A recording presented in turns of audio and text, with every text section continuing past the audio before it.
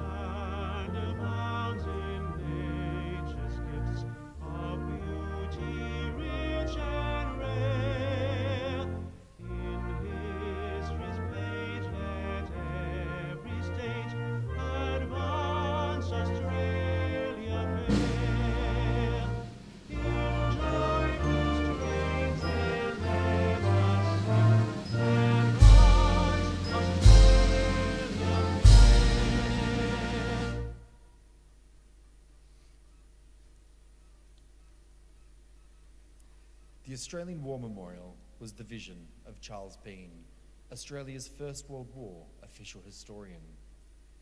Bean landed with the Australian troops on Gallipoli and stayed with them at the front through to the end of the war.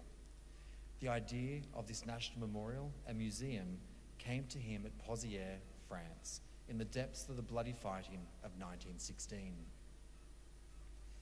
Bean's idea was that this would be a place where families and friends could mourn loved ones buried in faraway places.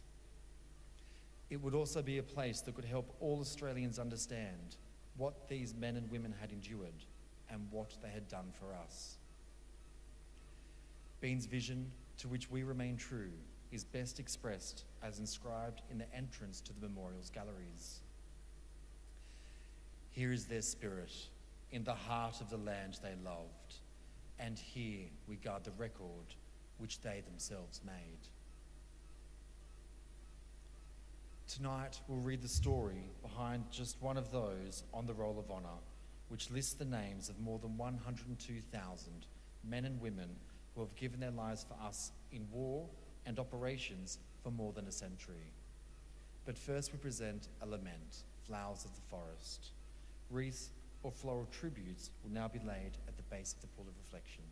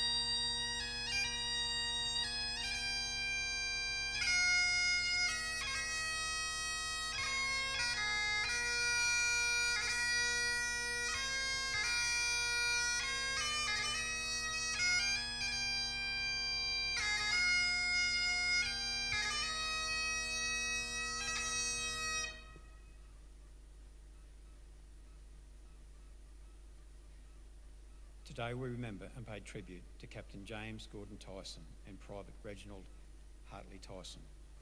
Known by family and friends as Reg, Reginald Tyson was born in Sydney on the 1st of January 1890 to Annie and William Tyson. 5 years later, on the 6th of February, his brother James was born.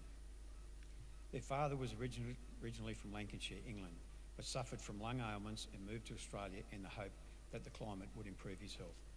In Sydney, he became joint manager of the Pastoral Finance Association, but died of pneumonia at home at Kirribilli Point when James was 7 and Reginald was 12.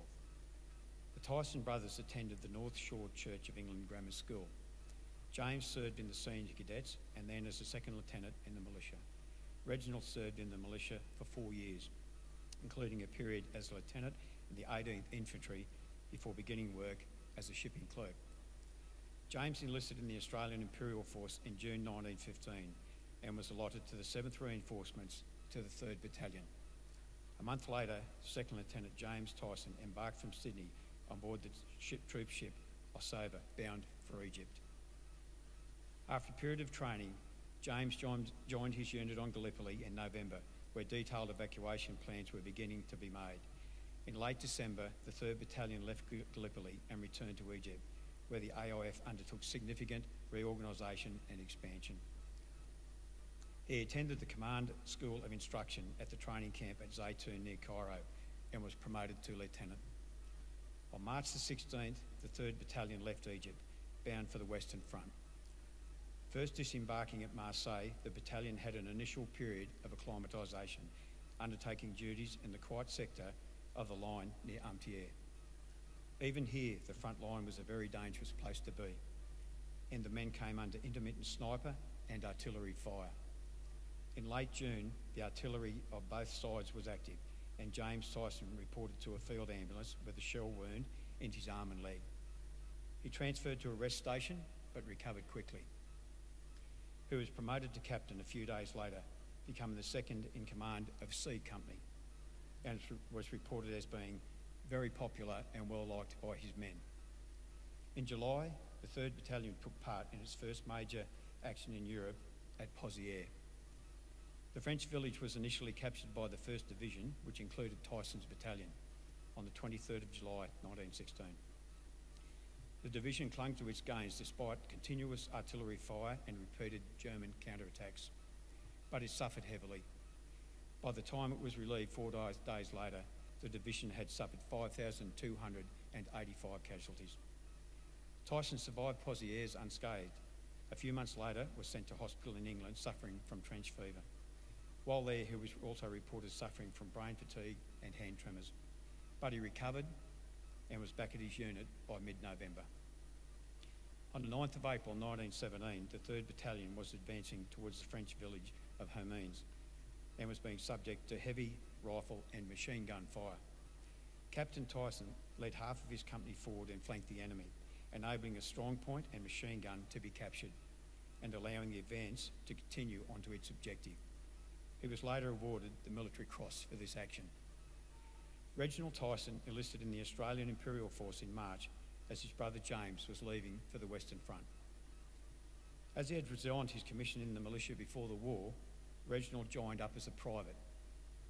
He left Sydney on the troop ship Wiltshire in August and arrived in England for further training before being allotted to the 14th Reinforcements of the 19th Battalion, joining his unit in France in April 1917. On the 3rd of May 1917, a renewed attempt was made to secure the fortified village of Bullecourt as part of the final throes of the British Army's offensive. While the Australians would eventually penetrate the German line, they met determined opposition and inspired a series of ferocious and costly counterattacks that would end with almost 7,500 Australian casualties. The British 62nd Division and the Australian 2nd Division had begun the attack in pre-dawn hours. That night, James Tyson was leading his company through a communication trench to the front line when a shell burst in front of him. A piece of it hit him under the shoulder blade and penetrated his lung. He was taken away by a stretcher, but fell unconscious and died before reaching a dressing station. He was 22 years old. That same day, James's brother Reginald was with Lance Corporal Murphy. They were acting as signallers, providing communications to the company and headquarters, but had become separated. A stretcher bearer told Murphy that he had helped Reginald to a dressing station, a mobile medical unit where he could receive treatment. And after arriving safely, Reginald had walked off to the next dressing station. He was never seen again. He was 26 years old. Initially listed as missing in action, it wasn't until April the following year that Reginald Tyson was officially reported as killed in action. His body was recovered and identified after the end of the war, and a cross was erected for him at the Quentin Road Ceremony, Busse, along with the epitaph, "Thy will be done." James Tyson was buried just outside the village of Vaux. The major of his unit erected a stone from a nearby ruined church with his name on it. "It was a good sword," reported one of the men who had seen him wounded. His remains were later reinterred at the Varencourt Corps British Cemetery under the epitaph, "Through death shall come new life." James and Reginald Tyson are listed on the Roll of Honour on my right among more than 60,000 Australians who died while serving in the First World War. A photograph of the brothers is displayed beside the pool of reflection. James is on the right and Reginald is on the left. This is but one of the many stories of service and sacrifice told here at the Australian War Memorial. We now remember Captain James Gordon Tyson and Private Reginald Hartley Tyson, who gave their lives for us, for our freedoms, and in the hope of a better world.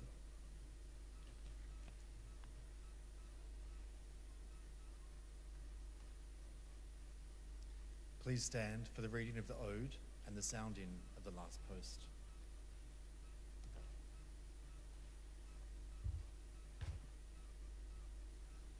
They shall grow not old as we that are left grow old. Age shall not weary them, nor the years condemn. At the going down of the sun and in the morning, we will remember them. We will remember them.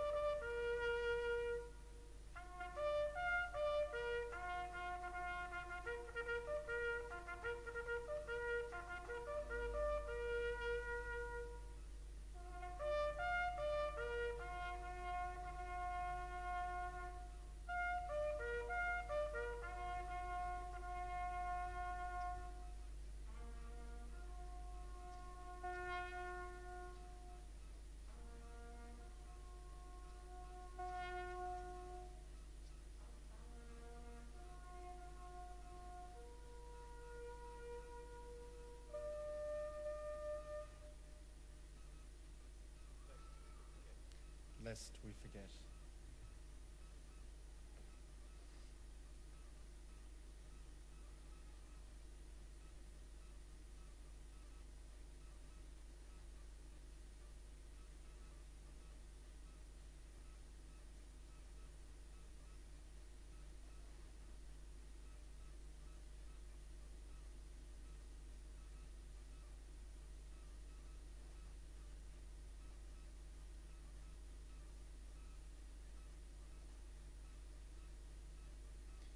We leave you this evening with the words of the memorial's founder, Charles Bean.